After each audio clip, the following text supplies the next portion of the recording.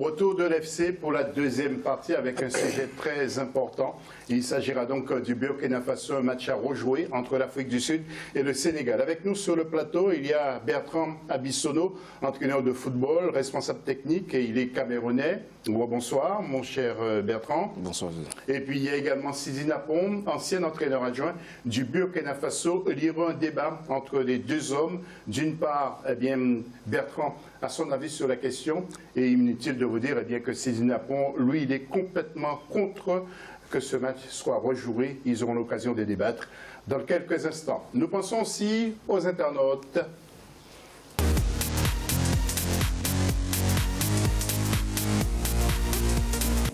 Et donc la question, quels sont selon vous les mots du football camerounais? Vous continuez à intervenir sur Facebook, Africa24 TV, ou sur Twitter avec le hashtag Africa24. Et n'hésitez pas de nous retrouver sur les pages Facebook de la chaîne et Twitter de l'Africa24 Football Club.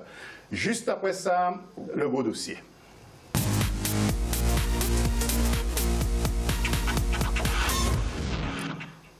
Et Mbroglio, donc autour du match Afrique du Sud-Sénégal. Un pénalty imaginaire accordé à l'Afrique du Sud par un arbitre ghanéen qui a d'ailleurs été radié par la FIFA. Match à rejouer qui peut condamner le Burkina Faso, leader de son groupe. D'abord, les explications de notre rédaction. C'est désormais officiel, le match comptant pour les éliminatoires de la Coupe du monde de football Russie 2018 qui avait opposé l'Afrique du Sud au Sénégal le 12 novembre 2016 sera rejoué en novembre 2017. Cela fait suite à la plainte déposée en 2016 par la Fédération sénégalaise de football. L'arbitre du match, le Ghanéen Joseph Lamté, a été suspendu à vie par la FIFA et la rencontre a été invalidée pour manipulation du match. Après la confirmation de la suspension du juge ghanéen par le tribunal arbitral du sport, le bureau des qualifications pour la Coupe du monde de la FIFA a décidé de faire rejouer la rencontre. Une décision que le comité d'organisation des compétitions de la FIFA a confirmée. Dans le groupe D des éliminatoires du mondial 2018, le Sénégal est pour l'instant troisième avec 5 points, à une longueur du leader le Burkina Faso et du deuxième le Cap-Vert. L'Afrique du Sud est dernière de la poule avec seulement 1 point, en attendant la reprise du match. Et avant d'ouvrir le débat, nous allons voir justement le groupe D. Avec le classement, Burkina Faso et Cap-Vert sont à égalité, 6 points chaque nation. Le Sénégal est à la 3e place et le Sénégal sent qu'il y a quelque chose à faire avec cette réclamation qui a été posée. Et l'Afrique du Sud est à la 4e place, tout espoir perdu, mais en fait, on ne sait jamais parce que les équipes ne sont pas séparées de beaucoup de points. Burkina Faso et Cap-Vert, un petit point. Et Afrique du Sud, un petit point de retard sur le Sénégal et 2 points sur le Burkina Faso. Alors, Sidi Napom, le Burkina Faso peut connaître un enfer. Bon, José, bon, c'est une histoire vraiment... Et nous nous retrouvons tout à l'heure, mais ce sera juste après ça. Ok.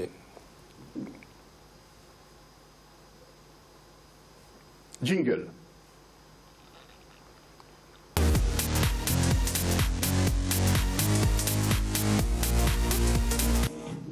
Et donc je disais que le Burkina Faso peut connaître l'enfer.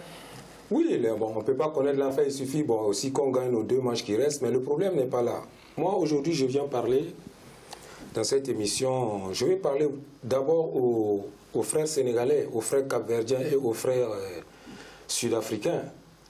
Je pense qu'avec tout ce bruit qui s'est passé, les gens sont en train de dire oui, il y a des matchs qui ont été joués depuis longtemps avec l'Ouzbékistan. Mais la FIFA choisit dans les pays où ils jouent. Rejoue ces matchs-là. Parce que le débat, il est formel. Aujourd'hui, c'est bien pour les Sénégalais, mais demain, ils peuvent pleurer. Il faut qu'on regarde dans le même sens. C'est-à-dire que ce que la FIFA a fait en Afrique, ils n'osent pas le faire en Europe ou dans les pays d'Amérique du Sud. Ces matchs, si c'était là-bas, il y a pire que ça qui passe. Ils ne vont jamais rejouer. Il n'y a qu'en Afrique qu'il se passe. On les passe les menaces et ils sont d'accord. Comment ça se fait? Moi, pour ce système, je ne suis pas d'accord. Pourquoi? Ils ont suspendu l'arbitre à vie. Et ça, c'est depuis en 2016 que ça s'est passé. Peut-être 10 mois avant. Moi, je suis d'accord. On suspend l'arbitre, on donne 3 points tout de suite aux Sénégalais. Et on enlève l'Afrique du Sud. Le tournoi se joue à 3. Mais est-ce que ce serait pas plus logique? Alors Bertrand, votre avis, c'est ce que disait Sidi Napon. Oui, moi, c'est un peu embêtant parce qu'on parle de justice et d'injustice. Ça dépend de quel côté on se place. Hein. Mais moi, je pense que la FIFA ne peut rien reprocher à l'Afrique du Sud sur ce match-là. Ils vont reprocher quoi à l'Afrique du Sud? Il y a un arbitre qui a fait une erreur. Ok, ça change au cours du résultat et tout. Mais quand je regarde les images aussi, je pense qu'il pouvait se tromper. Je ne sais pas s'il a fait ça d'une manière délibérée, mais il pouvait se tromper. On dit qu'il a influencé le match. Maintenant, pourquoi la FIFA attend aussi longtemps pour prendre une décision? Vous pensez, comme c'est dit, il aurait pu donner 3 points tout de suite? Non, pas donner 3 points au Sénégal. Mais à un moment donné, peut-être dire que le match va être à rejouer, mais un mois avant, pas attendre 10 mois. Non, 10 mois, il y a des matchs qui sont joués. Le match s'est joué en 2016, nous sommes en 2017, pratiquement 10 mois, ils décident de refaire jouer un match. Et ça change tout au niveau du classement de oui, et en plus, je vais pas terminer. C'est-à-dire, en plus de ça, c'est que le match, on attend que le Sénégal joue contre le Burkina. Le Sénégal joue contre le Burkina, on fait 0-0 au Sénégal. On va au Burkina, on joue à 10. On a expulsé un joueur chez nous aussi. On peut dire aussi qu'on peut reprendre ce match-là. L'arbitre, peut-être, il a influencé le match parce que le carton rouge, quand on le regarde, il faut se dire, on joue à 10, on revient à 2-2 contre le Sénégal. Et le lendemain, on signale que l'Afrique du Sud doit rejouer le match contre le Sénégal, mais de grâce. Alors, si le Sénégal part à la Coupe du Monde, comme machin, je suis le premier supporter, j'ai plein d'amis sénégalais, j'ai plein d'amis camerounais. C'est-à-dire c'est l'Afrique. Il faut que nous, les Africains, on sache une chose, parce que ça va créer une jurisprudence. Parce que si une équipe demain fait la même chose au Sénégal et au Camerounais, ou qu'on soit aux Sud-Africains, ça va créer des problèmes. Alors, c'est dit une question. Pourquoi il n'y a pas de protestation de la part de la Fédération burkinabé de football? Je pense que je viens d'attendre ce matin que le président, je n'ai rien compris dans l'histoire. Mais si la FIFA lui met la pression pour faire, il devait déposer au moins, comme il a dit, il devait le faire. Il devait le faire. Bertrand? Oui, comme je l'ai dit, ça change beaucoup de choses au niveau du groupe. Et je répète encore, la FIFA, pour moi, prendre cette décision, elle n'est pas justifiée, je peux dire. Parce qu'en Europe, on a déjà vu ça. Messieurs, je vous interromps quand même. Nous allons revoir quand même les images et je vais apporter un élément à ce que vous êtes en train de dire. Nous allons revoir les images de ce match et ça peut arriver quand même que l'arbitre se trompe. Tout dépend où il est placé. Alors, regardez les images. Et tout dépend où l'arbitre est placé. On a l'impression qu'il y a une main. On a l'impression qu'il y a une main. Mais là, c'est pas un problème. C'est pour ça que je dis, à un moment donné, il y a toujours ce problème, ce débat des vidéos qui revient. Pourquoi la FIFA peut prendre cette décision-là? Ok, ils ont pris une décision forte en demandant à l'arbitre de ne plus faire son travail. Ça, c'est une décision forte. Mais tu ne peux pas, en ce moment-là, dire que le match va être à rejouer. Je rajoute un truc, s'il vous plaît. Moi, ce qui me fait rigoler dans l'histoire, on attrape un receleur, mais on ne cherche pas à trouver le voleur. Je m'explique. On dit que l'arbitre, il a influencé ou il a truqué le match. Mais l'arbitre, il est fou, il n'aime pas le Sénégal pour aller faire un truc comme ça contre le Sénégal, on le suspend. Mais qui a payé l'arbitre pour faire ça? Alors vous avez l'impression qu'il y a... Mais on dit qu'il a influencé le match, pourquoi? Parce qu'il déteste le Sénégal pour siffler un truc. Moi, je ne comprends pas l'histoire. C'est pour ça que je parlais. Si l'arbitre, il a influencé ou il a été payé pour... Mais la FIFA doit faire l'enquête. Ça s'est passé où? En Afrique du Sud. Soit c'est les Sud-Africains qui l'ont fait. Mais Joseph Lampé a été suspendu à vie. Mais le but, il a été suspendu pourquoi? Moi, j'ai lu petit dossier. J'ai lu un petit dossier là-dessus où on disait que la FIFA ne reproche rien à l'Afrique du Sud. Ça veut dire qu'ils ont mené des enquêtes, ils n'ont rien trouvé par rapport à ça. Ils ont décidé de suspendre l'arbitre. Mais pourquoi donc demander de rejouer le match si vous ne reprochez rien à l'Afrique du Sud? Oui, mais c'est le Sénégal quand même qui est pénalisé dans toute l'histoire. Non, moi j'ai dit le Sénégal. Si on suspend l'arbitre, moi j'ai dit dès le départ, le Burkina Faso on pouvait savoir que ce match, on entamait d'une autre manière pour attaquer le Sénégal. Parce qu'ils ont laissé 10 mois passer. On était devant.